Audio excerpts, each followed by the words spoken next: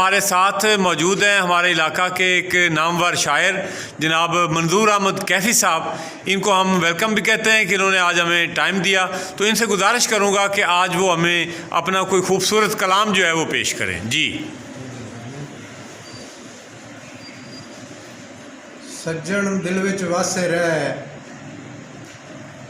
सज्जन दिल विच वासे रह, फिर भी नैन प्यासे रह।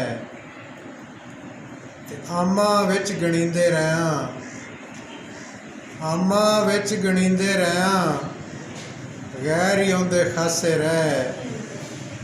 ते बार बरम सी प्यार तो पहला, बार बरम सी प्यार तो पहला, हुण तोले ना मासे रह। वाह वाह वाह वाह। बार बरम सी प्यार तो पहला, हुण तोले ना मासे रह। ते सानू वखरियां वखरियां करके, सानू वखरियां वखरियां करके, वंडदे गैर पतासे रह। वाह वाह वाह वाह मुकर्रर जी। सानू सानू वखरियां वखरियां करके, वंडदे गैर पतासे रह। असले गज़ल शेर है कि ओनू थोड़ नहीं आवन दिती, साजे साहब कि ओनू थोड़ नहीं आवन दिती। वाह वाह वाह। भावें हथ विच कासे रह। वाह वाह वाह वाह।